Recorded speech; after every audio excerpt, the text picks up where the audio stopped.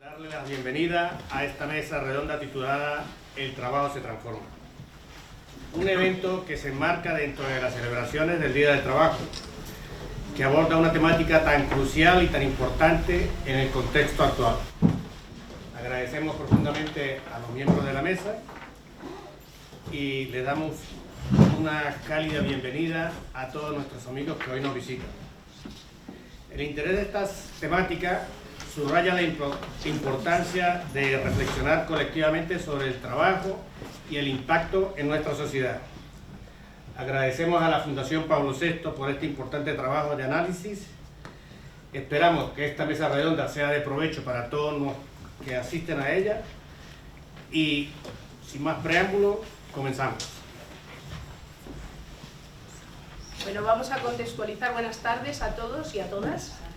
Vamos a contextualizar un poquito el evento de la mesa redonda. La Fundación Pablo VI organizó durante el curso 2021-2023 un nuevo programa de debate multidisciplinar sobre las transformaciones en curso en el mundo del trabajo, con una intención importante: ponerse a la escucha para alimentar una reflexión cristiana actualizada sobre lo que se denomina, entre comillas, las cosas nuevas.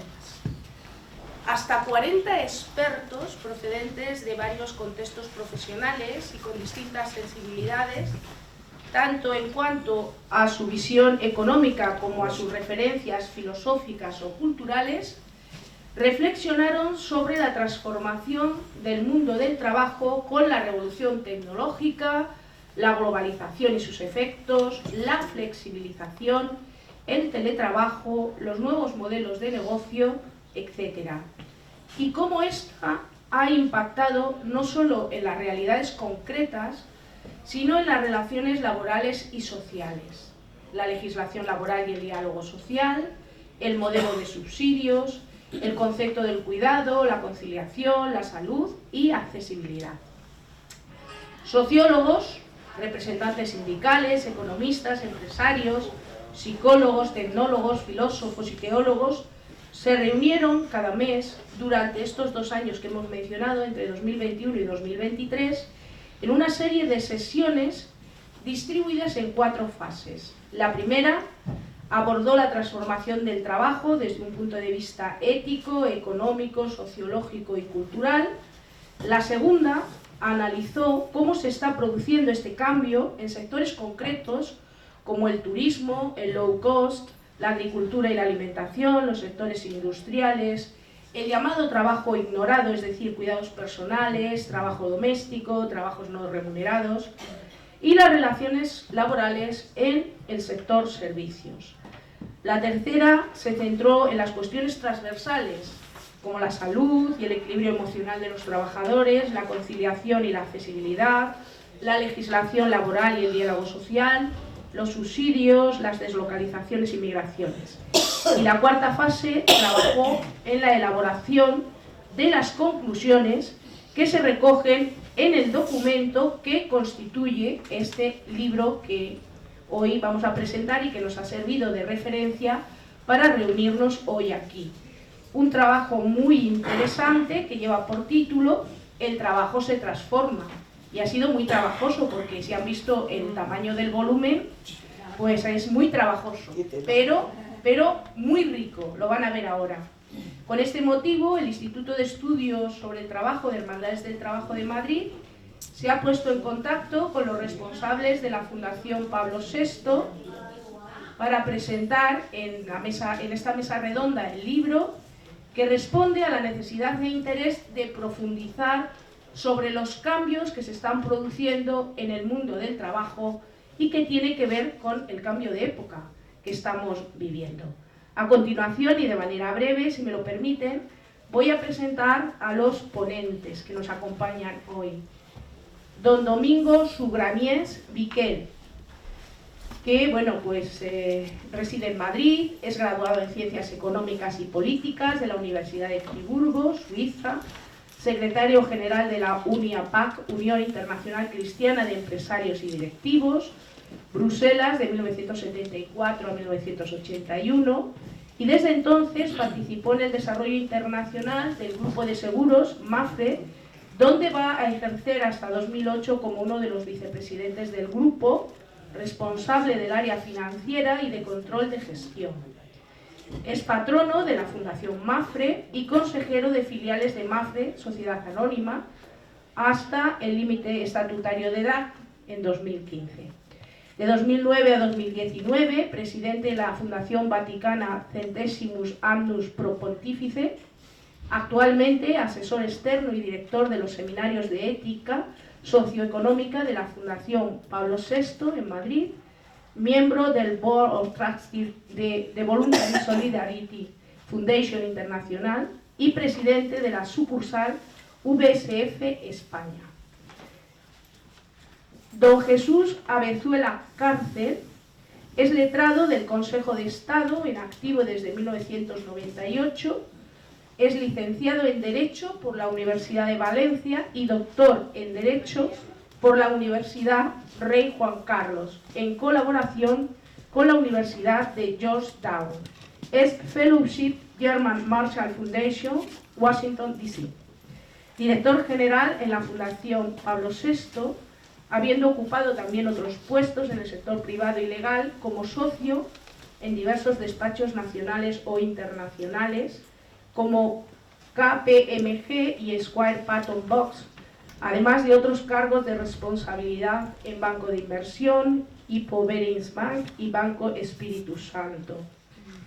Como verán, tiene un currículum muy amplio que no voy a leer porque si no estaríamos aquí con el currículum todo el tiempo, pero también ha formado parte de instituciones como la Fundación Educativa Sofía Barat, de la que es presidente, la Fundación de Estudios Internacionales y miembro de la Fundación Ciudadanía y Valores, que interesa mucho, así como patrono de la Fundación Pablo VI, es secretario de la Junta Directiva del Observatorio de Impacto Social y Ético de la Inteligencia Artificial en España, es secretario de The Voluntary Solidarity Foundation España, bueno, y gran cantidad. Autor de numerosas monografías y artículos, ponente en multitud de conferencias y seminarios, y dirige y presenta el programa de análisis y reflexión La Gran Pregunta, en 13, donde ha conducido también el espacio Encuentros para una Nueva Era.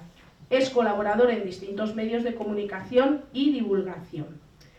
Y por último, voy a presentar a don Francisco Javier López Martín, que es maestro en la educación de adulto, escritor y articulista en diferentes medios de comunicación. Fue secretario general de Comisiones Obreras de Madrid entre los años 2000 y 2013, años duros de corrupción y miseria política antisindical. Durante los 4 años siguientes fue secretario de formación de la Confederación Sindical de Comisiones Obreras.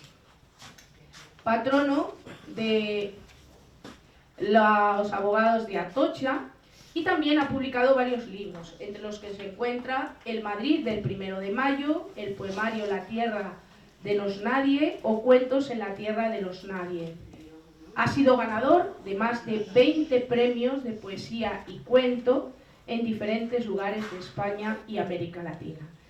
Bueno, pues la otra persona que compone la mesa es Carlos Salcedo, que es militante de Hermandades del Trabajo y es director del Instituto de Estudios sobre el Trabajo José Ramón Otero del Centro de Hermandades de Madrid, y que va a ser el encargado de moderar esta mesa redonda. Sin más preámbulos, les doy las gracias por su presencia y por iluminarnos en relación con la situación de esta transformación del trabajo. Muchas gracias.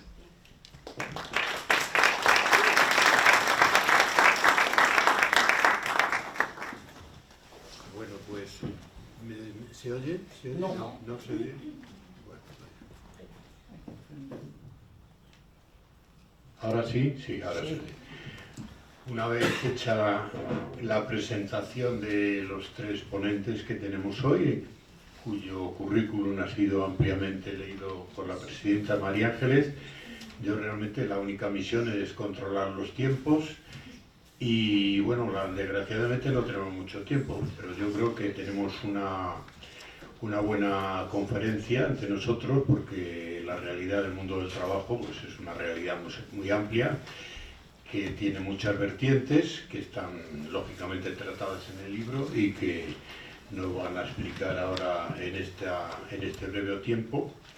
Y luego aprovecharemos, aproximadamente tenemos 15-20 minutos para cada ponente, y luego habrá un turno de preguntas, pues también de otros 15-20 minutos, así que sin más dilación, pues yo le doy la palabra a don Domingo Sugranyes para que nos empiece a enseñar la realidad del mundo del trabajo. Muchas gracias.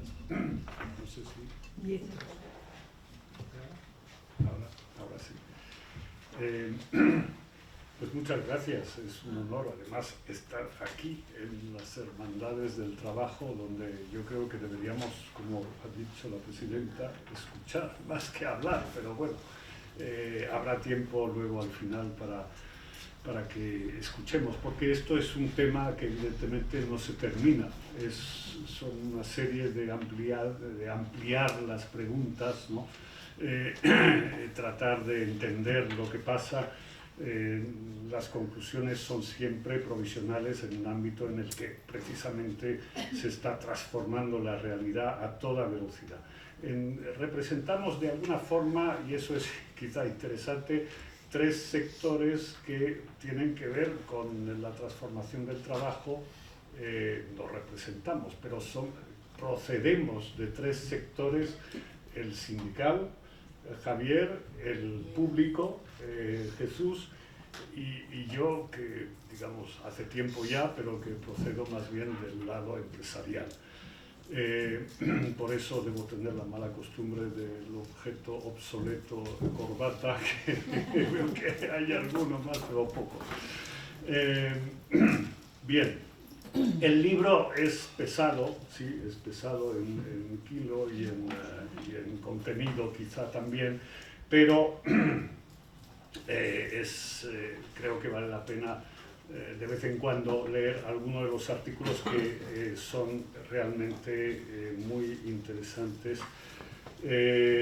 Esto forma parte, es la segunda publicación de una serie de 3 seminarios que hemos tenido en la Fundación Pablo VI, acogidos por la Fundación Pablo VI con entusiasmo. El primero sobre huella digital, servidumbre o servicio, que está disponible el libro, aunque repito, la realidad avanza tan rápido que cuando se lee ese libro hoy de hace 4 o 5 años parece que ha cambiado el mundo. Pero algunos de los temas ya estaban planteados sobre la inteligencia artificial. El trabajo se transforma de 2021 a 2023 y actualmente estamos terminando la tercera fase de este seminario, cómo responde Europa, es decir, ¿dónde podemos buscar una respuesta institucional a esta transformación? Para nosotros nos parecía lógico buscarla en el ámbito europeo, y de eso estamos hablando en el seminario, que termina con la última sesión ordinaria esta semana y que dará lugar también a un libro más adelante. Aquí no hay que explicar por qué es interesante el tema del trabajo desde un punto de vista cristiano, obviamente, pero es interesante pensar un segundo sobre la dimensión de la realidad trabajo, que es mucho más amplia que nuestros debates habituales sobre el empleo y el desempleo. En la tradición judeocristiana, el hombre y la mujer son co-creadores y seres relacionales, o sea que la actividad creadora y cuidadora es esencial a la condición humana. También es interesante muy rápidamente hablar del origen de las palabras, ¿no? de la etimología. Trabajar, según nos han dicho, viene de una palabra latina que significa un instrumento de tortura, o sea que está claro que es la dimensión castigo. Pero en otros idiomas se habla de laboro, ¿no? O de labor en inglés, o sea que se habla de labrar la tierra. O en otros idiomas también de Werk o work en inglés, Werk en alemán, que es la obra. O sea que enseguida se ve que es un concepto muy amplio y con muchas vertientes. Hablando ahora de cosas muy concretas en España, y eso es algo muy básico, pero hay que tenerlo presente. De 49 millones de habitantes en España, la población activa, es decir, la que está registrada como empleada o que busca empleo, es la mitad aproximadamente. O sea que no hay que olvidar que la mitad de la población pues no trabaja, entre comillas, mejor dicho, no tiene empleo o no lo busca. De los que buscan empleo, en torno al 10 o 11% están apuntados como desempleados, una cifra mucho más elevada, una excepción en Europa, donde el paro en general está en torno al 6% en promedio. En España, el año pasado, se crearon, hay realidades contradictorias, aparentemente, se crearon en 2024, según se nos dice, 500.000 nuevos puestos de trabajo, cifra que me gustaría poner en relación con el saldo migratorio neto de 2023, del año anterior, que es muy parecido, 642.000 personas. Es decir, que ahí, como bien sabemos, hay una relación, y creo que es interesante. Me ha gustado leer en el manifiesto de las Hermandades del Trabajo para el día 1 de mayo, se hace referencia a la aportación de los migrantes a la realidad económica de España y al empleo. Mientras tanto, se estima, y lo estamos leyendo otra vez estos días, que hay muchas vacantes sin cubrir. O sea que aquí hay realidades contradictorias, pero que no entro ahora a describir, son conocidas, aunque sean objeto de polémica. La población empleada está formada en un 68% en servicios, y luego hablaremos del empleo en servicio, del trabajo en servicios, un 27% en industria y solo un 5% en agricultura. De las personas empleadas, también ahí hay una composición variada. Hay 3 millones son empleos públicos, una cifra que está creciendo, de un total de 21 o 22. 3,5 millones son autónomos, 3,5 millones trabajan en empresas de menos de 10 asalariados, muy pequeñas, y solo en torno a 12 millones son empleados de empresas medianas y grandes, que son los que habitualmente, de los que se habla más, ¿no? Digamos, las otras componentes del grupo de empleados son relativamente menos conocidas. Voy a describir rápidamente, aunque la presidenta ya lo ha hecho en grandes líneas, el contenido del libro. La primera parte es una introducción sobre el trabajo se transforma. Una visión, primero, de hechos de los profesores José Luis Paramio y José Luis Zofío, de la Universidad Autónoma.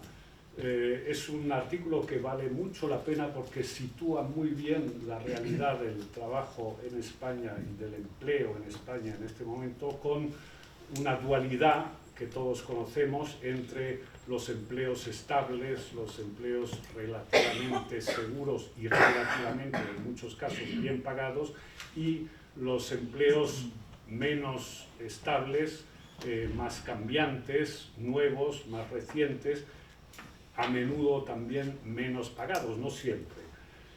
Son dos realidades que subsisten en el mercado del trabajo, entre comillas, en España, y que tienen una gran influencia en la disponibilidad de tiempo libre. Eso también es muy importante porque nos lo recordaba el profesor de Lorenzo de Sociología.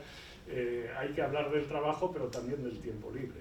Y efectivamente, si por un lado los trabajos poco estables pues tienen esa dificultad de permanencia y esa inseguridad, los trabajos estables en España se caracterizan en general por unos horarios excesivos y una gran dificultad de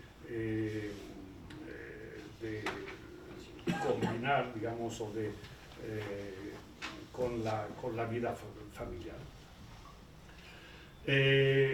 La siguiente parte, la segunda parte del libro, es un estudio sectorial.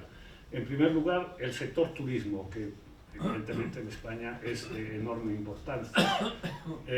Y hay dos artículos, uno sobre la oferta, digamos, y otro sobre la demanda. Y es muy interesante comparar el artículo de Inmaculada Benito, que habla desde el punto de vista empresarial, la temática de la formación, la temática de la inmigración, en fin, todos los temas que conocemos. Y por otro lado la demanda y los cambios que hay, la evolución que hay en la demanda de turismo.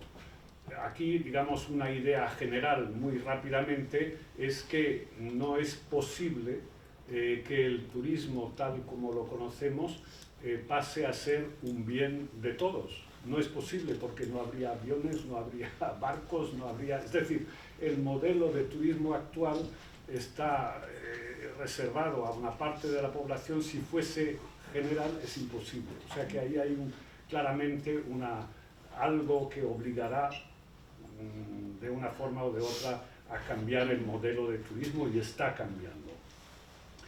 El segundo capítulo, o la segunda parte, es sobre el sector agroalimentario, y aquí pues se nos habla Fernando Chocarro, el autor, un especialista de cooperativas, era en ese momento, dirigía una gran cooperativa agrícola de Lérida. Es el tema generacional, en particular las dificultades de formación y las dificultades del mundo agrícola con la distribución, es decir, con el hecho de que la distribución domina la labor productiva. En la tradición, el agricultor vendía lo que producía, ahora tiene que producir lo que va a vender, o sea que ha cambiado totalmente el enfoque de la actividad agroalimentaria. En el sector industrial, que es el siguiente trabajo, el siguiente capítulo, se nos habla de un sector muy adelantado, muy avanzado en España, el de las componentes de la industria automotriz. Es un sector muy avanzado que en este momento probablemente esté teniendo dificultades o prevea dificultades debidas a las dificultades de exportación, ¿no? Con los aranceles y con todo lo que eso suponga para la industria automotriz europea. Pero es un sector que se ha transformado y se está transformando totalmente con las fábricas inteligentes, las smart factories.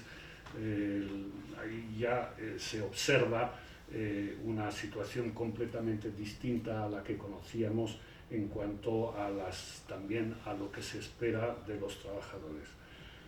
El sector servicios lo comentará ahora Jesús, también conoce por supuesto grandes cambios, y el trabajo ignorado, que es en parte remunerado y en parte no, que es el trabajo de los cuidados. Bueno, no entro en detalle, hay aquí un excelente artículo del director del Servicio de Estudios de Cáritas sobre este tema.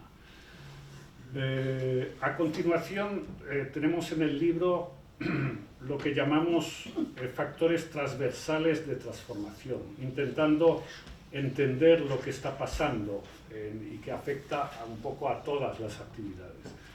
En primer lugar, un capítulo sobre integración emocional y participación en la empresa. Yo creo que ese es muy importante porque también es una realidad de la que se habla poco.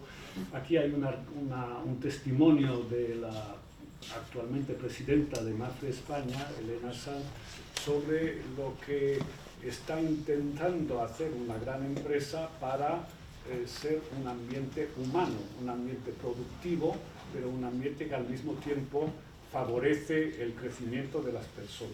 Y eso es una realidad que no podemos ignorar, que no tiene mucha presencia en los medios de comunicación, pero que existe. El segundo capítulo, con un artículo de Alfredo Pastor y varios comentarios, es una crítica en el fondo es una crítica del gasto del desempleo, ¿no? Es decir, el desempleo es, y perdone la caricatura, se paga a las personas para que estén calladas, ¿no? Y que no molesten, ¿no? Frente a eso se propone aquí un enfoque que está basado en el incentivo al trabajo, es decir, en formas de crear. La pregunta que pone Alfredo Pastor: ¿es posible un sistema de empleo subsidiado para todos, ¿no? Existe un precedente en la historia de Estados Unidos, antes de para la salida de la gran crisis de los años 30. Es otra lectura muy interesante. El siguiente capítulo es sobre formación permanente y está por aquí una de las personas que ha participado en el artículo, ahí está, creo. Hay un trabajo de una socióloga de la Universidad Complutense, Lucila Finkel, y luego ese testimonio de una empresa que se dedica a la formación permanente y que conoce de forma muy directa lo que significa preparar a los trabajadores para este cambio continuo, profundo y desconocido en parte.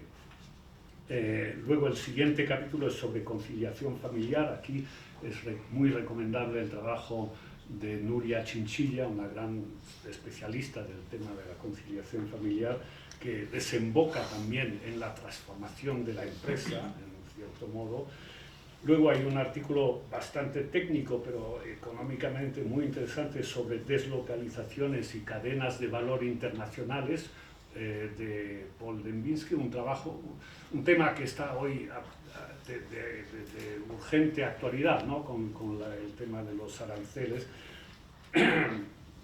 Y luego hay aquí también varios artículos sobre el acceso al trabajo digno en la era digital, uno de Javier López, que ahora nos hablará, y uno de Raúl González Fabre, que es un poco un profeta de que el trabajo va a desaparecer tal como lo conocemos. Bueno, hay sobre eso ideas y discusiones muy interesantes. La cuarta parte del libro es la perspectiva cristiana, que hemos querido poner al final porque se trata de un poco una reacción, ¿no?, a la realidad, una lectura en función de la tradición de la Iglesia que presenta José Manuel Aparicio, que creo que es conocido aquí, que ha estado un especialista de doctrina social de la Iglesia. ¿Qué puede decir la Iglesia sobre el trabajo y qué no puede decir? También hace un aspecto crítico sobre los riesgos de lo que puede decir la Iglesia en este campo. Y luego un artículo también muy interesante de Monseñor Segura, el obispo de Bilbao, que es economista también, y que no se puede resumir en pocas palabras, pero yo creo que hay una idea ahí clara e importante. Es que aunque desapareciera el empleo tal como lo conocemos, ¿no?, si se realizara esa profecía, hipótesis discutida, permanece el derecho y la obligación de trabajar, que es otra cosa, es de otro nivel. ¿Por qué? Porque es una escuela de disciplina, de sociabilidad frente al consumismo y al individualismo. Eso es lo que nos explica Monseñor Segura. Las conclusiones de este seminario, pues ahí están. No se puede hacer un resumen del resumen, pero se parte de un concepto del trabajo amplio, que no se limita al trabajo remunerado. Toda actividad que tienda a reducir algún tipo de escasez. Eso es lo que dice la OIT, es una definición amplia del trabajo. Esencial distinguir entre empleo y trabajo. Parece una evidencia, pero muchas veces se olvida, y en muchos debates sobre eso, sobre el futuro, se habla del trabajo cuando se está hablando en realidad del futuro del empleo, pero son dos cosas distintas. Naturalmente seguiremos trabajando. La cosa es saber si el empleo seguirá siendo la fuente esencial de ingresos de la mayoría de la población, actualmente la mitad, como hemos visto. La duración del trabajo pagado, del empleo, las horas trabajadas pueden bajar, ¿no? Están bajando históricamente y podrán seguir bajando. Puede ser que cambie la composición proporcional de quienes tienen empleo y quienes no. Puede ser que haya que buscar otras formas de distribución de la renta, como la famosa renta básica única, que bueno, es un tema muy discutido, pero que no se puede ignorar. Y en todo eso buscar el sentido, es lo que intentamos hacer en las conclusiones, pero ahora no me extiendo porque quiero dejar, ya se acaba el tiempo. Son muchas preguntas que no siempre tienen respuesta, pero es que preguntar bien es la clave para entender lo que está pasando y buscar acciones puntuales, parciales, pero que van en un sentido de humanización. Y ahí tenemos 46 recomendaciones en 6 grupos de recomendaciones que figuran como conclusiones del seminario y del libro. Termino con una cita del Papa Francisco. No es frecuente que el Papa Francisco tuviera, digamos, un enfoque positivo de la economía, ¿no? Era más bien crítico de la economía. Pero cito aquí un discurso que hizo a las ACLI, la Asociación Católica Italiana de Trabajadores, en diciembre de 2024, y la leo, es corta. Cuando el trabajo se organiza sin corazón, está en peligro la dignidad humana de quien trabaja o se adapta a un trabajo indigno. Hoy, dice, es la economía la que se da cuenta de que el saber hacer no basta, que las prestaciones no son todo. Para esto serán suficientes cada vez más las máquinas. Humana, en cambio, es la inteligencia del corazón. Y termina, somos piezas únicas, ayudémonos entre todos a recordarlo. Esto es lo que dijo el Papa Francisco en diciembre del año pasado, y le recordamos naturalmente con la fe. Muchas gracias.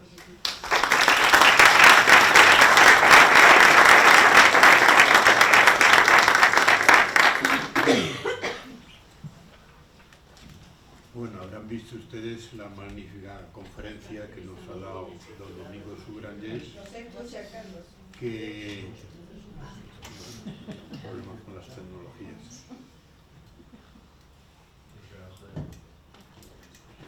¿Ahora?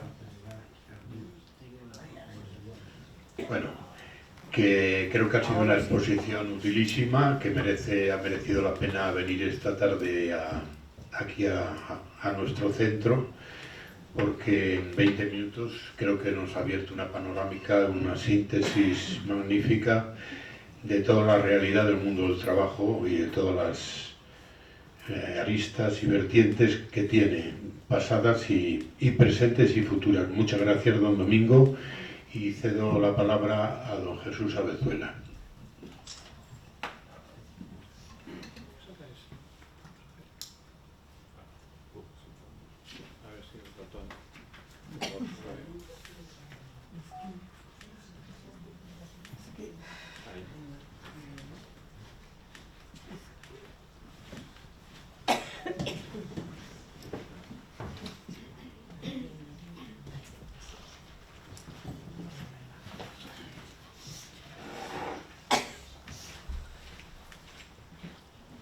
¿Se oye?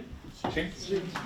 Pues buenas tardes. En primer lugar, muchísimas gracias a Hermandades del Trabajo por prestarnos la sede, por permitirnos presentar aquí el libro del trabajo se transforma, y qué mejor lugar hacerlo en un sitio que se llama Hermandades del Trabajo, en una institución que tanto lleva en el ADN, en su alma, el trabajo, ¿verdad? Me corresponde hablar de un capítulo que ha hecho referencia Domingo en el libro, sobre los servicios, el sector de servicios que he vivido, podríamos decir, en mi otra vida. Antes de estar en la Fundación Pablo VI, pues me he dedicado al mundo de la abogacía, pero no solo voy a hablar, cuando hablo de servicios, no solo voy a hablar del mundo de la abogacía, sino que en los servicios, en el sector servicios, pues se puede imaginar que están los abogados, pero están los arquitectos, están los periodistas, están los médicos, un sector bastante amplio. Y recogiendo muy brevemente, en pocos minutos, algunas de las reflexiones que se hacen en el libro sobre esta cuestión. La primera es que en las últimas décadas el sector de los servicios es un sector que claramente se ha profesionalizado muchísimo. Yo recuerdo cuando empecé a estudiar Derecho, por utilizar mi disciplina, los despachos de abogados fundamentalmente estaban encabezados por una persona, el gran catedrático, que tenía pues una serie de personas a su alrededor, que eran los pasantes, los que hacían la pasantía, pero el despacho, pues ya si tenía 8 o 10 abogados, ya era un despacho grande, el catedrático rodeado de esos 8 o 10 abogados. Cuando me incorporé a la Fundación Pablo VI, dando un salto, y es decir, cuando dejé el mundo de los despachos, en España había más de 10 despachos que tienen más de 3.000 abogados, cada uno de ellos.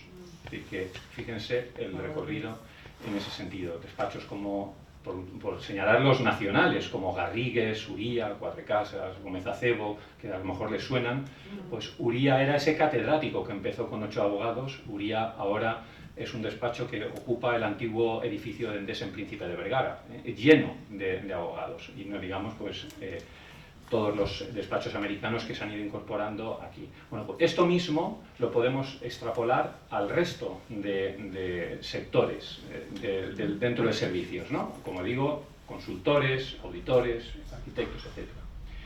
Pero al mismo tiempo, en ese crecimiento, lo que se ha generado es también una ansiedad del crecimiento de la propia institución, de la empresa. De que al año que viene hemos crecido un 10%, al año que viene tenemos que crecer un 12%, al año siguiente tenemos que crecer un 8%, y al año siguiente tenemos que crecer un 15%, y esa ansiedad por el crecimiento, esa ansiedad permanente de un año tras otro, y si este año hemos crecido menos que el año pasado, ¿qué ha pasado? Algo ha ocurrido. Esa ansiedad, lo que a su vez ha generado una ansiedad en los propios empleados, en las propias personas que están trabajando en esos macroedificios, en esos macroconsultoras, macrodespachos, etc. Y ha dado lugar a este libro que les aconsejo, de Helen Petersen, que se titula así, No puedo más. Ha dado lugar a esa nueva generación de empleados que se incorporan y que han reaccionado diciendo no podemos más. Esto de entrar a las 9, 10 de la mañana, bueno, es una hora razonable, pero salir a las 2 de la madrugada porque tenemos que cerrar la operación, pues se ha convertido en esa reacción. Y esa reacción ha dado lugar, me permiten que no sea la frase más adecuada, pero es un titular del País que salió hace un tiempo, y es... titula así, que le jodan a la pasión, pagadme por mi trabajo. Los nuevos jóvenes, que aquí en la sala hay algunos y que no sé si se dedicarán al sector servicios, que se han incorporado a este sector, lo que no están es dispuestos a escuchar esa retahíla de los socios que decían, pues cuando yo era joven, ya bastante tenía con que me dejaran hacer prácticas y hacer las pasantías, aunque no cobrase, ¿no? Esa reacción ha generado esto. Miren, déjense de vocaciones, a mí me pagan por mi trabajo, y además si puedo teletrabajar mucho mejor, y además si puedo tener mes y medio de vacaciones mucho mejor, y además si puedo conciliar todo lo que pueda mucho mejor. Ha habido un hasta aquí hemos llegado, ¿no? de esta nueva generación. Esa generación ha generado un conflicto generacional dentro del sector. Un conflicto generacional, les pongo también una polémica declaración de una periodista que conocerán, Ángels Barceló, que dijo esto: los jóvenes periodistas que protestan por sus horarios son unos flojos, dijo. Y eso generó una reacción con los jóvenes que habían dicho un minuto antes no puedo más, y a mí págame por lo que hago y déjame de vocaciones y déjame de trabajar por el amor al arte, ¿no?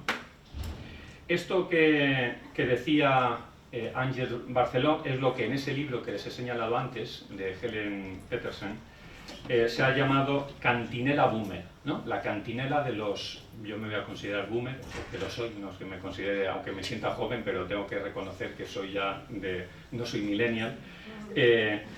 Y esto es lo que ha generado esa, como digo, esa cantinela boomer que a su vez provoca en los millennials lo que ellos dicen, estamos quemados, estamos hartos o no podemos más. De ahí lo de esta gráfica de que ciertos trabajos, dice Petersen, ciertos trabajos tienen una pátina de deseabilidad que hace que los profesionales estén dispuestos en un principio a tolerar toda forma de explotación por el mero hecho de desempeñarlo, pero llega un momento, ¿no?, que explotan, como les decía. Y eso causa, y les aconsejo también este libro, La anatomía de una epidemia, es lo que ha causado un agotamiento.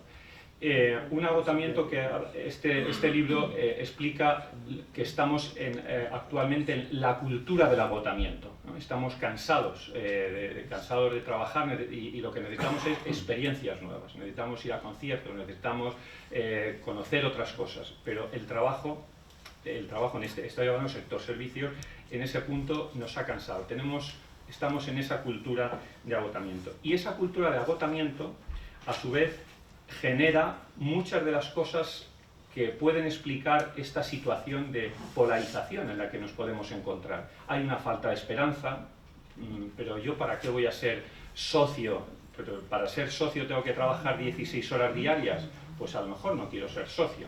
Claro, en el a lo mejor no quiero ser socio, en el a lo mejor no quiero el desarrollo profesional que tiene ese boomer, en el a lo mejor no quiero ese sacrificio, pues lo que me genera es eso, un poco de desesperanza, un poco de desmotivación y conflicto.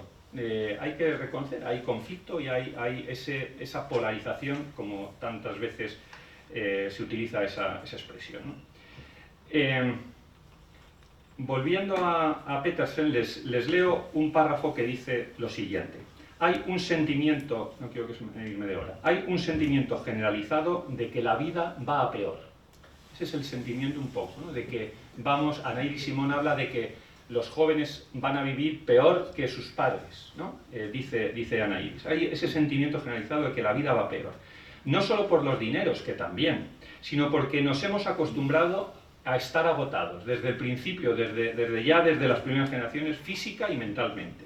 Demasiada gente se siente enfadada y estafada por un sistema que prometía meritocracia a base de una optimización personal constante de cara al interés del mercado y que sin embargo se ha quedado en agua de borrajas. Un sistema, dice Petersen, que encubre el trabajo con el lenguaje de la pasión, que no hace más que encubrirlo y que pervierte las vocaciones para hacerte más explotable. El chollo perfecto para cualquier empresa: aprovechar la coyuntura para ofertar puestos de trabajo que cubren a cambio de una miseria porque saben que cuentan con un número casi infinito de solicitantes, posiblemente sobrecualificados y desde luego increíblemente motivados. Lo dicho, un chollo para cualquiera. Y la pregunta es, ¿están los millennials en un callejón sin salida o una cosa u otra? Esa es la cuestión. ¿Están en un callejón sin salida estos jóvenes que hoy también aquí nos acompañan? En medio de todo esto, en medio de esta situación, tenemos la tecnología.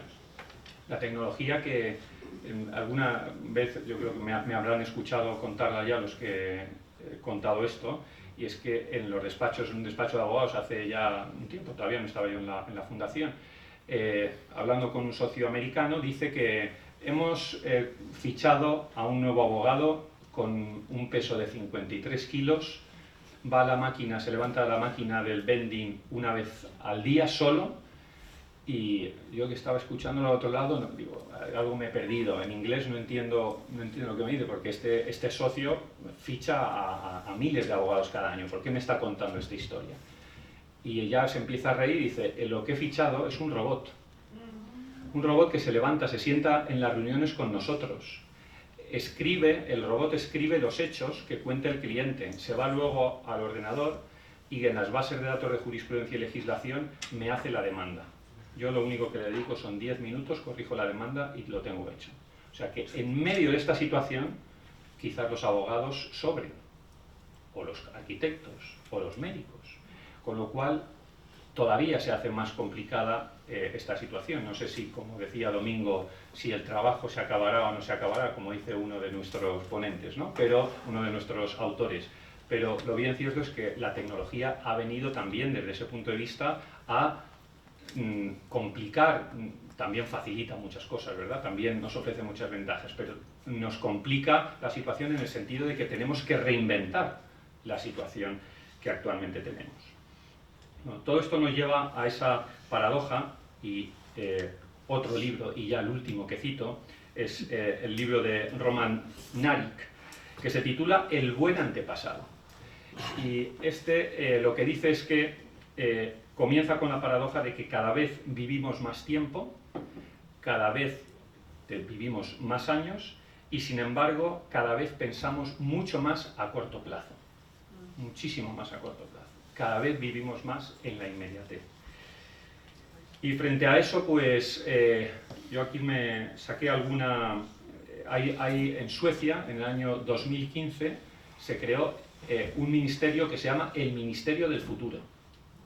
El Ministerio del Futuro lo que pretende es recoger algunas de estas reflexiones que les he expuesto de manera muy breve, que ya no me quiero ir más, ya termino, donde dice que lo importante, y creo que también en ese sentido, no sé si solo el Ministerio de Suecia, pero también instituciones como Hermandades del Trabajo pueden colaborar y pueden participar en esto, que lo importante es que en medio de toda esta situación de polarización, de instantaneidad, de corto plazo, es importante restaurar la mirada de largo plazo, en la gestión privada, en la gestión pública, pararse, reinstaurar esa mirada, de forma que resulte factible identificar tendencias emergentes, pero también tendencias a largo plazo, cambios, desafíos que se avecinan.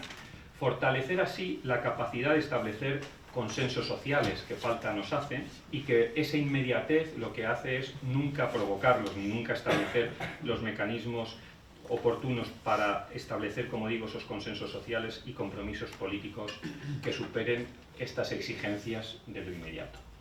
Termino simplemente haciendo referencia a una... A ver si soy capaz con esto. Aquí no tengo... Sandra yo creo que me ayuda. A ver si lo veo. No me deja la fechita. Bueno, mientras que Sandra, que seguro que lo es capaz. Esto es un podcast. Transformador. Una serie de podcasts de la Fundación Pablo VI. ¿Y cómo se quita? Un encuentro de la tecnología con las humanidades para reflexionar sobre los cambios en el ámbito del trabajo, su impacto en la economía, las empresas y las relaciones sociales y humanas. Una propuesta sobre cómo, ante la revolución digital, es fundamental la promoción del trabajo que no olvide la centralidad de la persona y se ponga al servicio del bien común. Bueno, este podcast es simplemente para decirles que este libro es muy grande.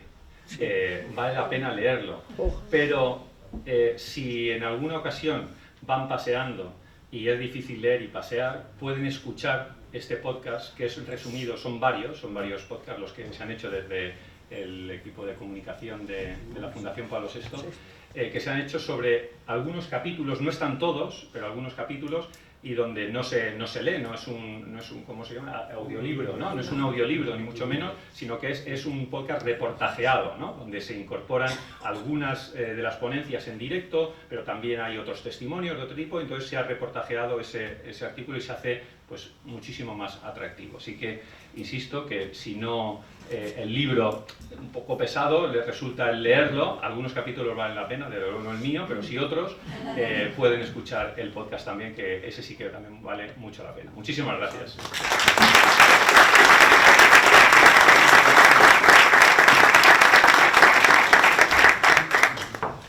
Pues muchas gracias a don Jesús Alezuela por también una ponencia muy interesante y en muy poco tiempo. Le agradezco también que se haya ajustado al horario marcado, y como están viendo, pues son perspectivas que, en fin, que a lo mejor a la gente propiamente de hermandades pues nos invitan al estudio y al análisis, que a lo mejor estamos un poco más pegados a ras de tierra, pero bueno, luego en el diálogo se puede, porque aquí no solamente se está hablando del trabajo actual, sino también del futuro, de las nuevas tecnologías, de los retos, del tema de la gente, de los problemas psicológicos de la gente, de la nueva forma de ver la vida, las nuevas generaciones, en fin, sí. Ahora vamos a tener una perspectiva sindical y le cedo la palabra a don Francisco Javier López. Pues muchas gracias por esta tarde y por esta acogida que estáis dando a este trabajo que ha requerido, como decía Domingo, más de año y medio de reflexión de gentes venidas de muchos ámbitos, de muchos sectores, de la universidad, del mundo de la empresa, del mundo del trabajo, de las nuevas realidades, de creación de empresas, etcétera, etcétera. En estos días me he topado con una reflexión que hace Richard Kapuscinski sobre el trabajo del periodista. Dice: el tema de mi vida son los pobres. Eso es lo que yo entiendo por tercer mundo. El tercer mundo no es un término geográfico, no es Asia, África, América Latina, y ni siquiera racial, los denominados continentes de color, sino un concepto existencial. Indica precisamente la vida de pobreza caracterizada por el estancamiento, por el inmovilismo estructural, por la tendencia al subdesarrollo, por la continua amenaza de la ruina total, por una difusa carencia de soluciones. Esto está escrito, está enunciado hace más de un cuarto de siglo. Yo creo que las cosas para el mundo del trabajo no han hecho sino empeorar. Para mucha gente no han hecho sino empeorar. Habla de los pobres del Evangelio, por supuesto, los pobres entendidos como los últimos, que diría ese pequeño cura de Barbiana que se llamaba Lorenzo Milani, en Italia, en Florencia, y que hablaba de los últimos y que dedicó su vida a los últimos. El mismo mensaje que traduce el Papa Francisco cuando identifica los últimos con los pobres. Los pobres, ¿quiénes son los pobres? Los pobres son los últimos, los que se quedan descolgados, los subproletarios de Marx y Engels. Es decir, ni siquiera aquellos que alcanzan la categoría de proletario pueden organizarse y defender sus condiciones. Otros que se quedan al margen de eso y que pueden ser víctimas precisamente del trabajo del sistema y de sus propios compañeros a veces.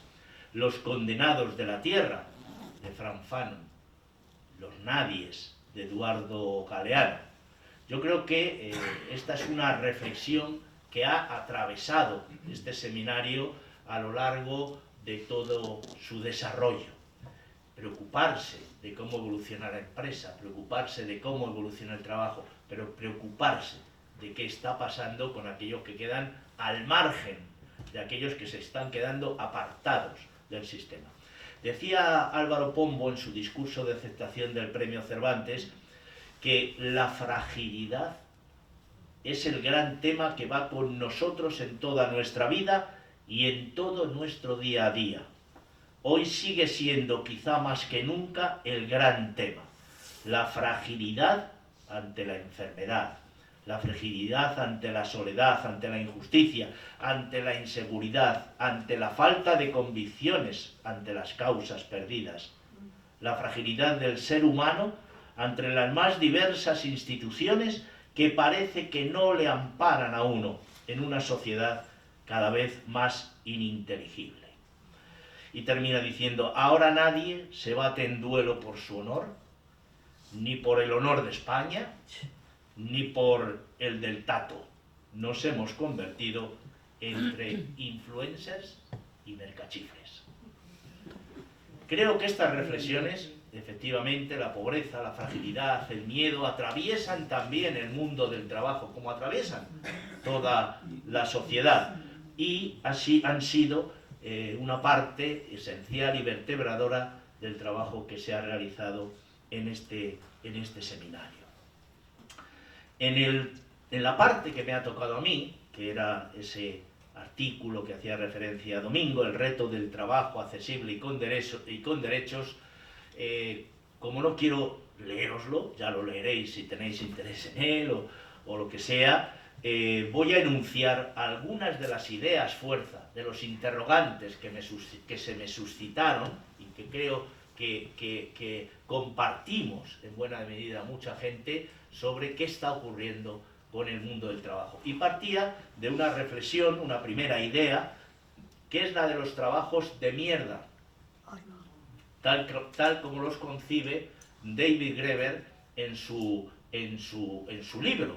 Un libro que quizá se ha traducido como trabajo de mierda, que otros dicen que en lugar de trabajo de mierda, pues podría ser un trabajo que no tiene sentido, trabajo improductivo, trabajo que se mantiene para que no se pierda ese puesto de trabajo y siga existiendo, es decir, por pura inercia, bueno, pero que en la mayoría de los lugares se ha traducido como trabajo de mierda. Aparecen esos trabajos que ya no son necesarios en estos momentos, pero que se siguen manteniendo. Trabajos de, por ejemplo, de las que están en el metro, las taquilleras del metro, ¿no? Van desapareciendo, se mantienen algunas allí, pero son trabajos que van desapareciendo. El cajero, ya no vamos adentro, no nos metemos dentro del banco y utilizamos al señor cajero, deme usted. Muy poca gente, ya la mayoría vamos, metemos la tarjeta, cajero, tal, y va desapareciendo esas profesiones. Las taquilleras de metro, las cajeras de supermercado, nos ponen cada vez más la posibilidad de llegar nosotros con el producto, hay una persona que nos echa una mano, nos ayuda, pero la cajera del supermercado va desapareciendo, y así sucesivamente. Bueno, esta es una transformación que está ocurriendo. Esos trabajos que por su propia dinámica, por la propia dinámica de la producción, van desapareciendo y que se resisten a desaparecer. ¿Qué ocurre con ellos? Los sindicalistas estamos muy acostumbrados a negociar con la empresa qué ocurre con aquellos trabajadores que dejan de poder ser útiles en la función que están desempeñando y a ver qué otra función pueden desempeñar dentro de la empresa. Otra idea fuerza era la de lo esencial es precario. Es decir, una reflexión que también apareció en los trabajos del seminario, que era aquellos trabajos precisamente más esenciales, los hemos visto con la pandemia, son los peor pagados, los que más tensión laboral tienen, los más precarios, desde los que trabajan en supermercados, las personas que trabajan en supermercados, hasta las personas que cuidan a otras personas. Es decir, hay una multitud de trabajos que cuanto más importantes y esenciales son para nuestra sociedad, y lo podemos comprobar cada día cuando tenemos que buscar a alguien para atender a nuestros padres, para atender a nuestros hijos, pues resulta que son trabajos más precarizados con menos sueldo, con peores condiciones, etcétera, etcétera. Lo esencial es precario. Existen trabajos de alta utilidad social en servicios esenciales que sin embargo no cuentan con los niveles de formación, de cualificación, de buen pago, de buenos recursos, de buen salario, de buenas condiciones que requerirían en estos momentos. Tercer fenómeno que se ha analizado también y que he constatado también en mi artículo, la aparición de los trabajadores pobres. Gente que va a trabajar, pero que luego va a servicios sociales. Porque con los recursos que alcanza, no le da para vivir. Una familia, mujer, hombre, unos niños, tal y cual, y bueno, sí, trabajamos en cosillas, pero no conseguimos los recursos suficientes como para mantener a la familia.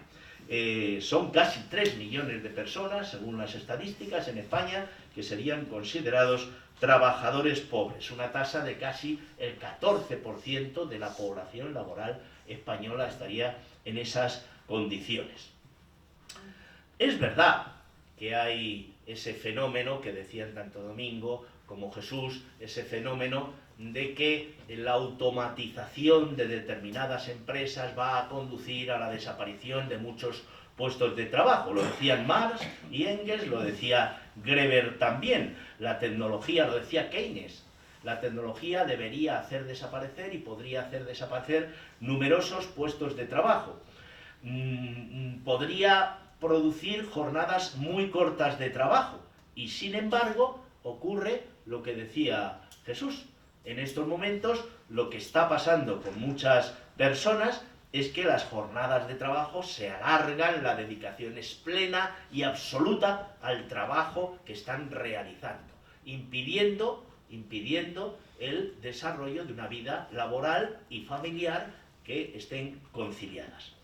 Aparecen así otra idea fuerza, que son esos trabajadores quemados. El trabajador quemado, las altas tasas de renuncias que vimos en algún momento cuando la crisis, os acordáis, mucha gente está renunciando a su puesto de trabajo y prefiere irse, trabajar en otra cosa, a seguir este ritmo infernal de trabajo que está viviendo, eso que llaman la Great Resignation.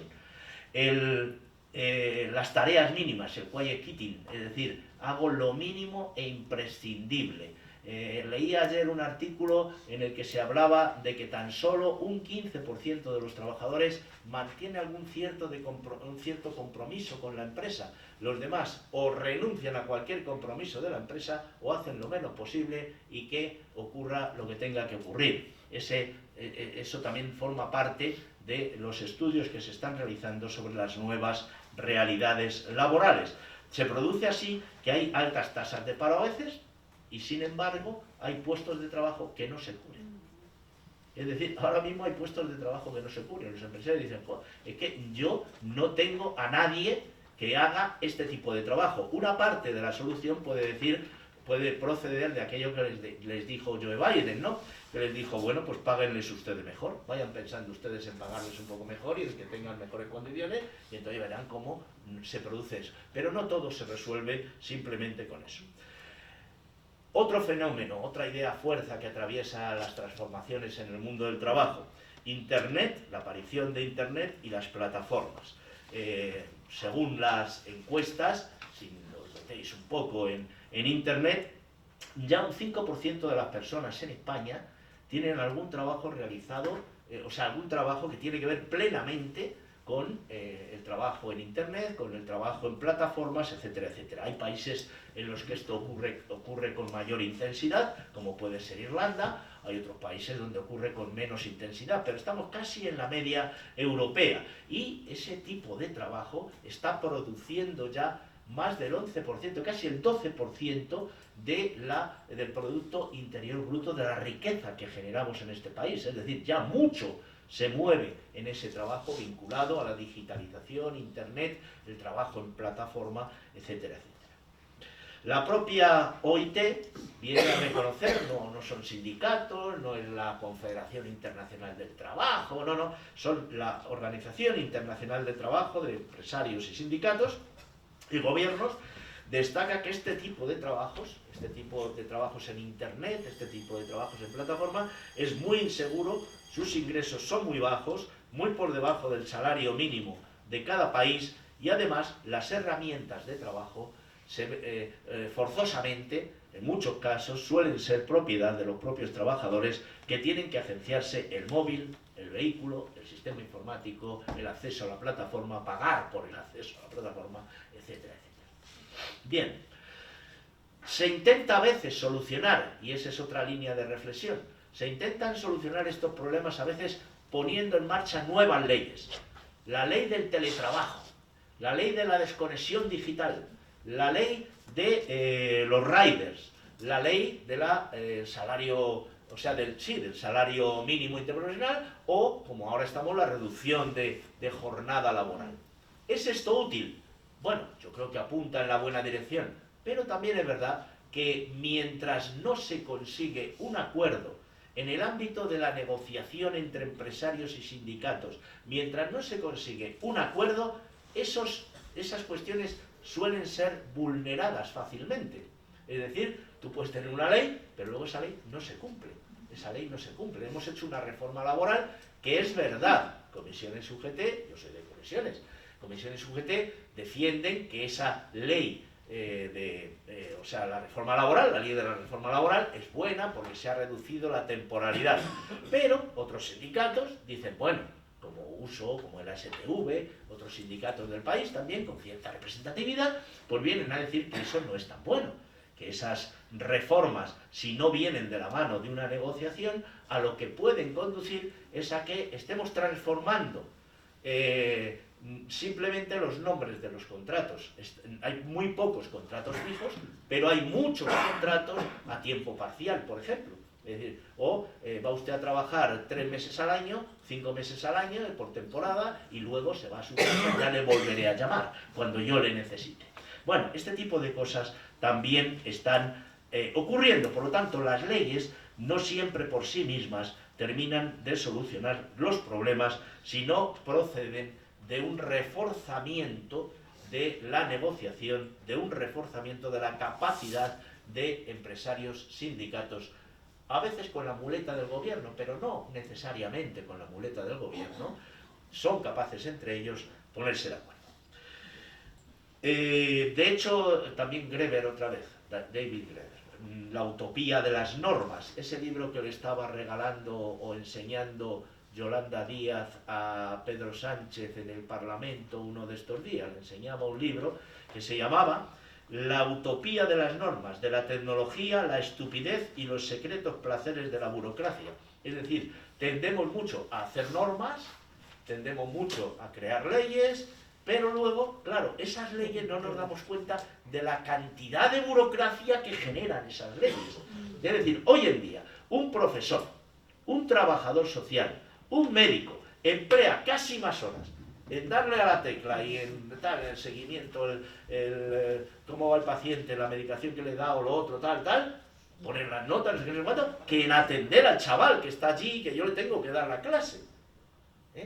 Echa más tiempo en el trabajo burocrático de preparación de lo que tiene que entregar a la administración que los profesores de universidad, Lorenzo lo sabrá, también están condenados cada vez más a este infernal sistema de la utopía de las normas. Bien, voy terminando. El artículo se cierra con una reflexión sobre el sindicalismo y el trabajo, cómo han evolucionado las estructuras sindicales, con sus ventajas y sus inconvenientes. Hace muy pocos años pues había a lo mejor 15 federaciones dedicadas a diferentes sectores, hoy ya son 3 o 4 federaciones las que funcionan en los sindicatos, se han concentrado mucho. Eso es útil porque les da fuerza, pero es inútil o es difícil cuando se trata de representar a muchos sectores diversos que no se sienten representados por esa fuerza general de una gran organización sindical. ¿Y eso qué está produciendo? Está produciendo que en algunos momentos aparezcan grandes sectores, grandes empresas y otros nuevos sectores que tienen que buscar, hasta que encuentran un encuadramiento en los sindicatos, tienen que buscarse por sí mismos la vida. Educadores sociales, los riders, mismamente, se organizan primero por sí mismos, luego van siendo acogidos por los sindicatos. Pero de entrada, los sindicatos no son proclives a acoger estas nuevas realidades, porque han concentrado sus fuerzas en grandes empresas, en grandes representaciones. Y luego, por otro lado, hay determinados sectores como la medicina, la enseñanza, los inspectores de Hacienda, los pilotos, los policías, los maquinistas de Renfe, los conductores de autobuses o de metro, que por su especificidad y por su fuerza concreta se separan de las grandes organizaciones y crean su propia dinámica que condiciona mucho la vida del trabajo en muchos momentos. Los maquinistas de Renfe se ponen en huelga y ya, olvídate, no importan los talleres, ni los que venden los billetes, ni nada de nada. Eso se hunde el sistema de la Renfe. Bien, y termino hablando de un modelo económico que conduce a la precariedad. Y más en España. En España tenemos un sistema productivo muy asentado en la construcción, muy asentado en el turismo, muy asentado en los servicios, y eso hace que los puestos de trabajo sean también muy inestables, muy inseguros. No son la industria, no son sectores tradicionalmente más potentes. Cerca de 3,5 millones de empresas, un 94% de microempresas, un tejido empresarial muy difuminado, muy diluido, muy pequeño. Todo esto hace que la precariedad del trabajador concreto en cada empresa se incremente. La dificultad de los servicios públicos de empleo para atender, por ejemplo, a la demanda de empleo, sigue siendo muy poco lo que intermedian los servicios públicos de empleo a la hora de encontrar un puesto de trabajo. Te lo buscas tú, se lo buscas por otras maneras, pero a través de los servicios públicos de empleo no te busques el puesto de trabajo. Bueno, pues esta es otra de las reflexiones. La temporalidad, que ha bajado, pero bueno, con estos condicionantes que hemos dicho antes y con estas valoraciones que hemos dicho antes. Y la precariedad. Casi la mitad de los trabajadores españoles, según los estudios y las encuestas que se hacen sobre precariedad laboral, reúnen alguna de las condiciones que tienen que ver con bajos salarios, con jornadas desreguladas, con inestabilidad laboral, con una sobrecualificación que no está reconocida, sino que están haciendo algo muy inferior, pero les piden más trabajo de lo que prefieren contratar a un licenciado, aunque sea para repartir hamburguesas. Es decir, este tipo de cosas, la precariedad laboral severa, que afecta a 1 de cada 3 trabajadores, etcétera, etcétera. Bueno, pues estas reflexiones conducen a un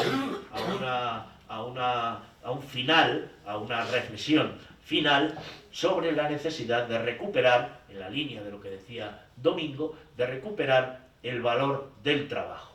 El valor del trabajo como instrumento de integración.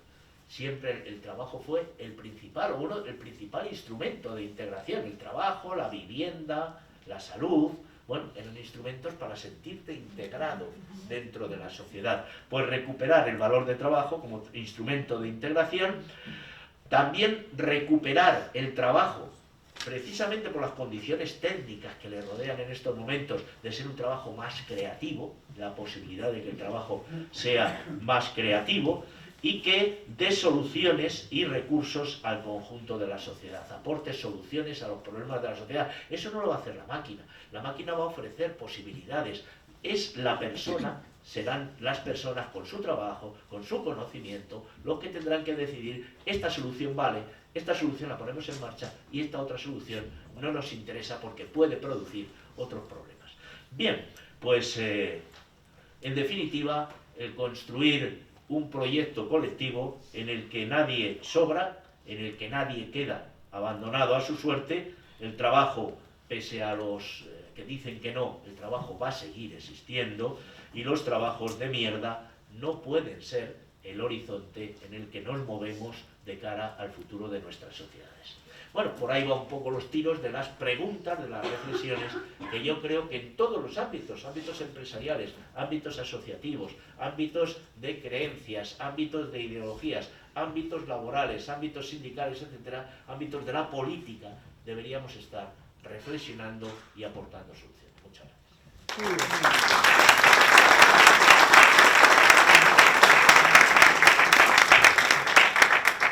Pues muchas gracias a Francisco Javier López por esta magnífica ponencia que nos ha dado también.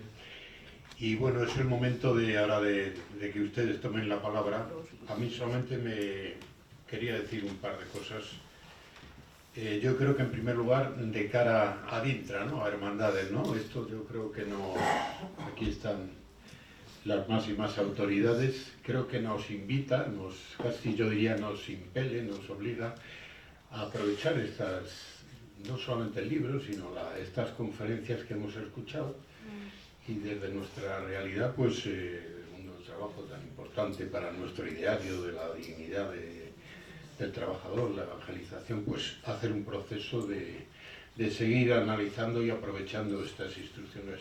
En segundo lugar, yo no sé si sería posible, pero teniendo en cuenta que somos dos instituciones, diríamos, al servicio de la Iglesia, que nacimos más o menos con unos objetivos parecidos, pues a lo mejor no les sería pedirles mucho, que yo creo que no hemos agotado el tema, ni mucho menos, o sea que yo creo que esto daría para nosotros ahora nos ponemos a estudiar, a aprender un poco lo que aquí está escrito y tener un segundo, en otro momento, ya sobre perspectivas más concretas, ¿no? Podríamos tener una segunda, bien aquí o bien en donde, en fin, Y luego, bueno, pues yo solamente voy a decir una cosa, ya sin puntualizar los muchos temas que han salido, pero escuchando, si nos eleváramos un poco y viéramos un poco de dónde venimos y dónde ha salido todo esto, pues esto parece que empezó porque aquí, claro, se ha citado directa e indirectamente a Marx, ¿no? O sea, y a las realidades, un poco esta realidad que había en 1848 con el manifiesto comunista, ¿no? El proletario del mundo unido, y un poco esta ideología del trabajo como una mercancía y que era fácil.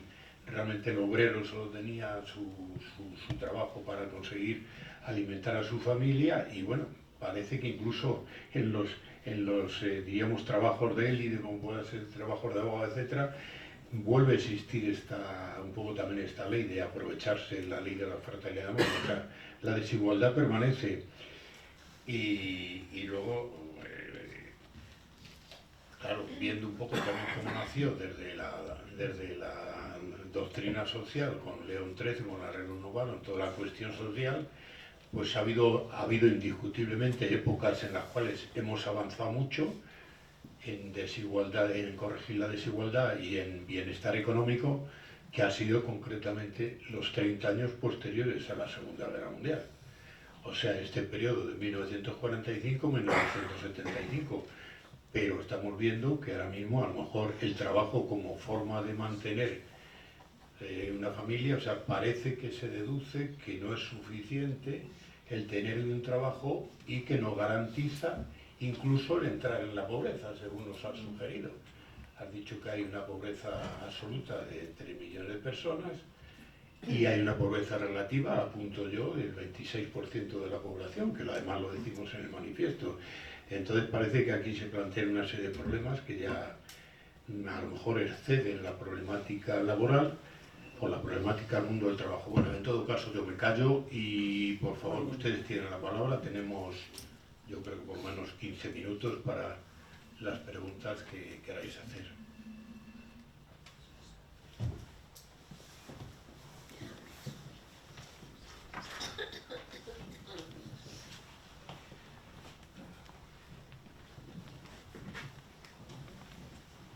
Hola, buenas tardes.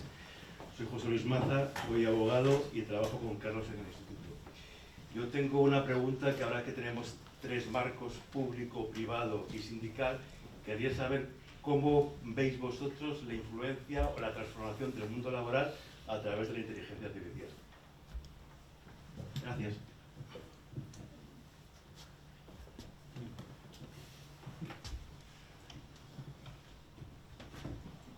Bueno, eso está en pleno debate, ¿no?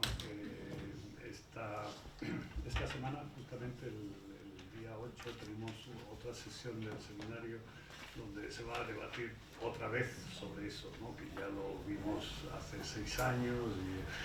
Bueno, yo creo que si uno escucha, doy una respuesta muy parcial y quizá no de largo plazo.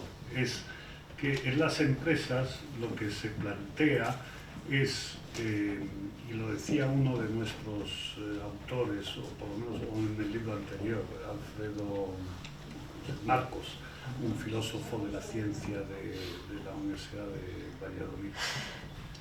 Habría que hablar de, más que de inteligencia artificial, el nombre es un nombre comercial, por así decirlo, pero en el fondo el proceso es la delegación de determinadas funciones a procesos automáticos. Y eso efectivamente está ocurriendo, pero está ocurriendo de forma relativamente puntual, ¿no? En las empresas que conocemos. No estoy hablando de Meta, de Alphabet, etc. Eso es otro mundo, ¿no? Quizá, pero es otro mundo del que vemos sobre todo gadgets, porque al final para el uso común, ChatGPT y sus émulos son más bien para diversión, pero no, bueno, para los estudiantes que van buscando respuestas, pero o nosotros mismos, pero en fin, ¿será la inteligencia artificial realmente un elemento de transformación de la producción en un sentido más amplio? La respuesta yo creo que de momento es parcial, se están transformando algunas funciones cuando es económicamente soportable, ¿no? Para la empresa, cuando es atractivo, cuando tiene sentido, y ahí juega el coste del trabajo. Ahí habría mucho que hablar sobre la imposición del trabajo, ¿no? Que lo hace a veces más caro que el uso de la máquina de una forma no necesaria. Bueno, eso es lo que uno puede contestar en la práctica. Si va a la larga a transformar, bueno, tenemos aquí algunos profetas, ¿no? Entre comillas, que dicen, repito, ya lo hemos dicho, que el empleo tal como lo conocemos está destinado a desaparecer, porque toda función que pueda abarcar la máquina, ya que hoy estamos hablando de máquinas que trabajan con el lenguaje humano, ¿no? Pues todas las funciones, que sean las hasta de los médicos, por lo menos en el diagnóstico de imagen, por ejemplo, ya está ocurriendo. O sea que hay cantidad de funciones que las máquinas harán mejor que las personas. Por eso el futuro es muy incierto, pero nuestra respuesta de fondo a eso es que ante la incertidumbre la única respuesta posible es unas acciones de educativas de todas las edades que lleven a las personas a tomar entre manos su propia capacidad de actividad, ¿no? Es decir, sus intereses para el trabajo y para el no trabajo, su orientación, el sentido de lo que hacen. Cierto que hay muchos trabajos sin sentido, pero bueno, a lo mejor el sentido lo tiene que llevar el que es decir, no se puede esperar que eso caiga del cielo. En fin, me paro aquí porque seguro que Javier tiene más cosas que completar. Bueno, no completar, sino quizá añadir un poco y muy brevemente. La inteligencia artificial. Hasta ahora las revoluciones industriales habían garantizado que los puestos de trabajo que se perdían se transformaban en otra cosa. Es decir, eso ocurrió, pese a los ludistas que se dedicaban a quemar las máquinas trajeron otros puestos de trabajo, porque se necesitaban mecánicos, operadores, etcétera, de las máquinas, ¿no? Bien, eso condujo a que lo he dicho anteriormente, Marx, pero fiándose también de estudios de otros, de Babbage, de Ure, de otros estudiosos que anunciaban ya en aquella época, 1850, anunciaban ya que con las posibilidades que ofrecía la revolución industrial habría momentos en los que algunas fábricas podrían estar completamente automatizadas. No necesitarían trabajadores, podrían funcionar sin trabajadores. Eso lo estamos viendo ya.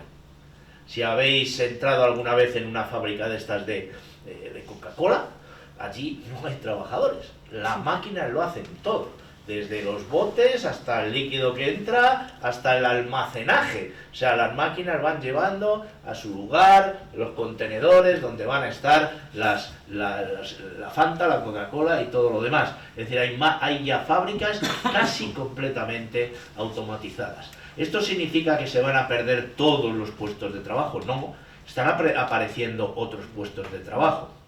Yo creo que no necesariamente, pero es algo que tendremos que estar muy atentos a cómo va evolucionando, cómo va afectando a determinados segmentos de los trabajadores, cómo les va afectando la pérdida de puestos de trabajo, qué se puede hacer por transformarlos en otros espacios en los cuales pueden trabajar y desempeñar sus tareas, formarlos para esas nuevas realidades y ponerlos a funcionar en otras nuevas realidades. Yo creo que ese es el futuro que nos espera, estar muy atentos, y por eso es tan necesario los puntos y los espacios de reflexión sobre cómo está cambiando el mundo de trabajo, qué va a pasar con la computación cuántica, qué va a pasar con la llegada de ese Internet de las cosas que nos están anunciando, con la capacidad de las máquinas de aprender de sus propios procesos para cambiar sus tareas y decir, no, esto ya no lo hago así,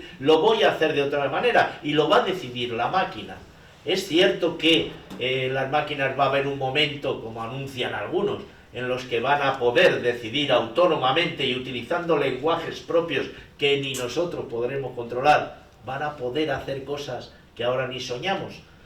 Pues pueden, pero es un mundo que se nos está abriendo, que no tenemos la respuesta de qué va a pasar. En las anteriores revoluciones industriales sí, en esta cuarta revolución industrial no sabemos qué va a pasar. Entonces, estar atentos, ver y garantizar que la persona humana se sitúa en el centro, no el negocio, no el beneficio, el algoritmo. También lo dijo el Papa Francisco, cuidado con el algoritmo al servicio solo del beneficio.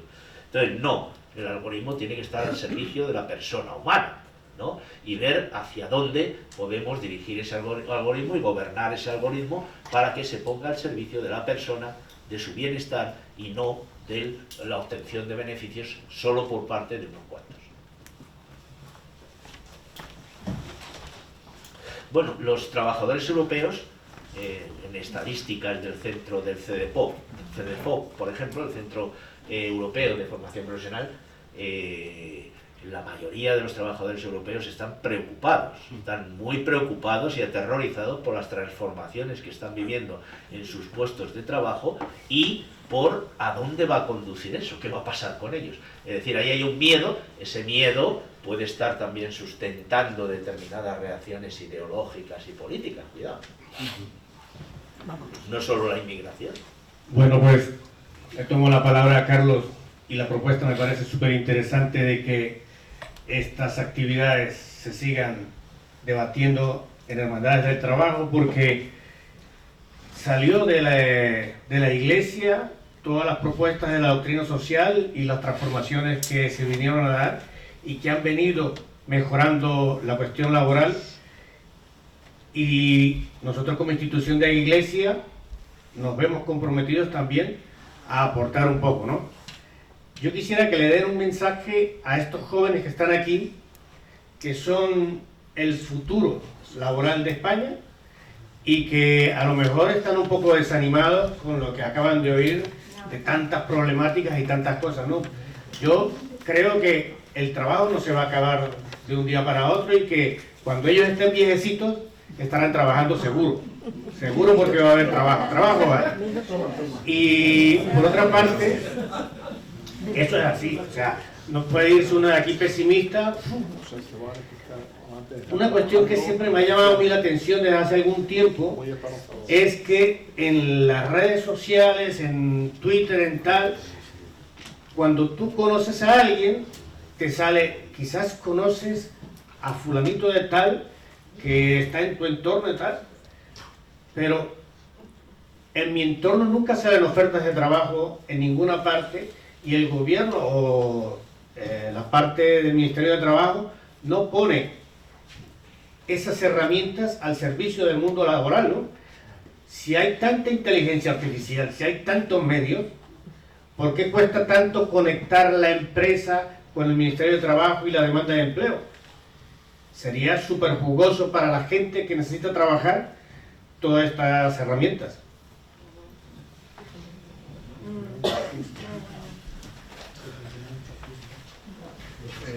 Sin duda, eso es algo que surgió en varias ocasiones en nuestros debates, ¿no? Es decir, que desgraciadamente hay un gasto importante, ¿no?, en términos de desempleo, y sin embargo en España se han desarrollado un poco las políticas activas de empleo, ¿no?, que sería el equivalente a lo que dices. Y que en otros países, ahí hay ejemplos, se citaron por ejemplo Dinamarca o no sé si Austria, en fin, bueno, quizá Javier pueda dar más datos, pero sin duda hay mucho que hacer.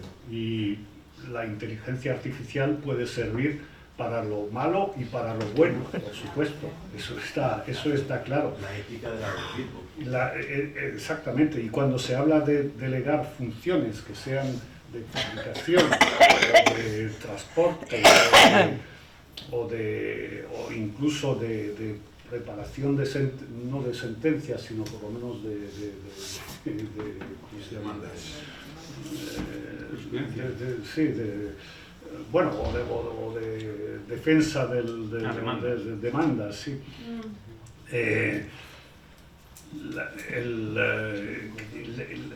La cuestión ética se debe plantear. Es difícil juzgar éticamente lo que va a hacer la black box, ¿no? Porque efectivamente los técnicos mismos dicen que no saben a veces qué camino sigue la máquina para llegar a determinadas conclusiones. Pero ha habido antes una decisión de alguien que ha dicho esa función que la haga la máquina. Y ahí está donde está la clave de la primera decisión ética, y luego en juzgar los resultados, claro, también. ¿Y a los jóvenes qué mensaje les damos? A los jóvenes, pues, mira, que ahí hay muchísimo. Yo creo que Jesús sobre eso puede decir más, pero hay muchísimo que leer, hay muchísimo que hacer, hay muchísimo que participar. Por ejemplo, en las hermandades del trabajo, pero así hay organizaciones magníficas que hacen un trabajo de ayuda a la inserción social. Basta buscar un poco, o sea que lo bueno que se hace es muchísimo, y ahí hay oportunidades de participar y, por supuesto, oportunidades de aprender leyendo buenos libros, que hay magníficos, mejores que este. Bueno, ciertamente yo creo que la diferencia fundamental, cuando decía Javier de las 4 revoluciones, la diferencia fundamental es que mientras que las revoluciones anteriores han cambiado el trabajo más físico, han automatizado tareas más físicas, la inteligencia artificial lo que está cambiando son los trabajos más cualificados. Donde verdaderamente afecta la inteligencia artificial es en los trabajos más cualificados. La máquina, la cosechadora, pues dejó a un lado al cosechador, ¿no? Y el limpiabotas desapareció porque apareció una máquina que limpiaba las botas. Eran los trabajos físicos, por decirlo de una manera muy gráfica, los trabajos de la capa de abajo. Sin embargo, la inteligencia artificial lo que está principalmente modificando, y eso yo creo que es la verdadera diferencia respecto de las revoluciones anteriores, es que está afectando a los trabajos de la capa de arriba, al médico, al abogado, al ingeniero. Esa es la verdad, creo, diferencia. Eso lo que va a provocar, y he hecho esta introducción para contestar a la pregunta, eso lo que va a provocar es que los jóvenes, a diferencia de los no tan jóvenes, digamos, los mayores, es que en lugar de empezar a estudiar vuestra carrera y esa carrera, jubilaros con esa carrera, probablemente no va a ser así. Antes, el que estudiaba Derecho acababa jubilándose como abogado y probablemente el que ahora estudia Derecho no se acabe jubilando como el abogado que empezó siendo. Se acabará jubilando como otra cosa, pero tiene que estar muy dispuesto a ser flexible, a cambiar, a tener cintura, por utilizar otra expresión más popular, ¿no? Lo más importante es tener una formación muy general, muy generalista. Creo que va a haber un cambio en el concepto de la especialidad a la generalidad.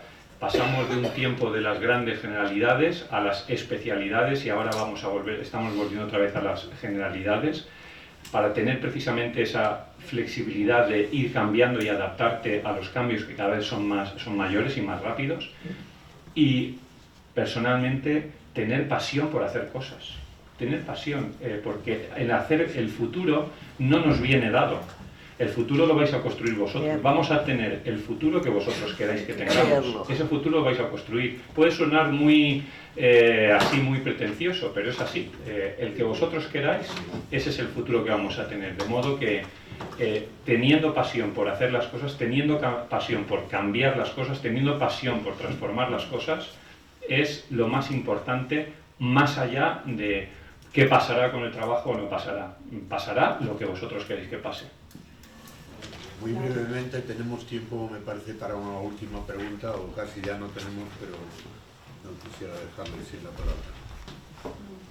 Nada, es muy rápido. Va al hilo de lo que está hablando con respecto a la inteligencia artificial.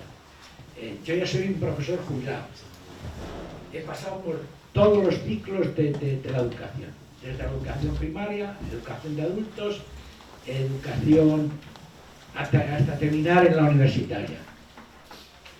En este tiempo de jubilado me ha llamado la atención la inteligencia artificial.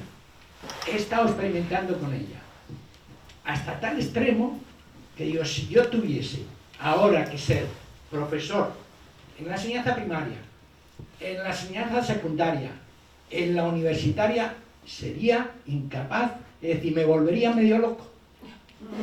¿Por qué? Porque el potencial que tiene la inteligencia artificial es brutal y se está transformando por segundos. Es decir, manejé la occidental, manejé la china, sometiéndola a pruebas, y el mercado las transforma. La mediatización del mercado es enorme y en el fondo unas y otras están trabajando con datos que al final los procesan con una rapidez brutal, pero hay elementos que ahí es donde yo creo que desde el punto de vista educativo hay un reto importantísimo. Al final, cuando te trasladan los datos, te deja a ti opciones puntuales de cómo seguir en una dirección o en otra.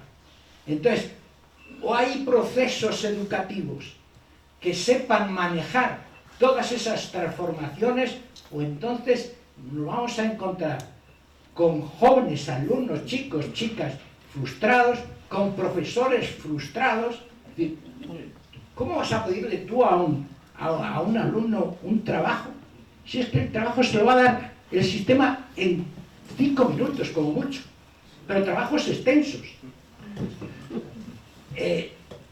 Digamos que la minería de datos se está imponiendo, y es que además todavía tenemos un elemento añadido, y termino, que es el del mercado. Es decir, estamos volviendo del mercado global, de la globalización, a los mercados locales, cuando los sistemas productivos todavía están muy globalizados.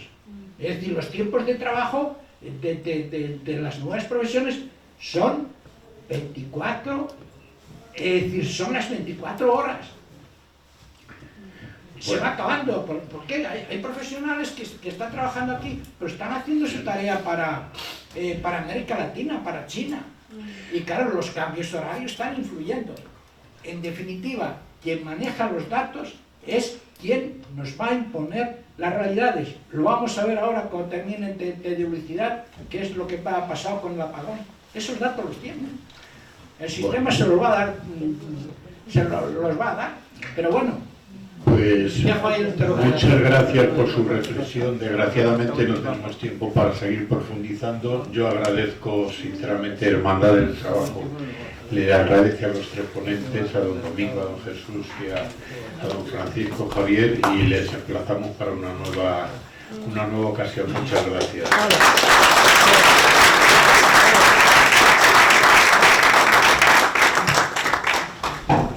Bueno, yo no voy a hacer ningún discurso ahora, solamente les quiero dar las gracias a los tres ponentes, a Carlos por su intervención y su moderación, a los que han intervenido y han querido participar y bueno, profundizar un poco en lo que se ha dicho. Yo tengo una pregunta, pero ya la preguntaré en privado, porque ya no queda tiempo. Pero bueno, ahora les queremos invitar a la primera planta, a la zona de la hermandad, que es el espacio de acogida de las personas que nos visitan en hermandades, a un vino español. Pueden subir, por favor, a la primera planta. Muchas gracias. Vámonos.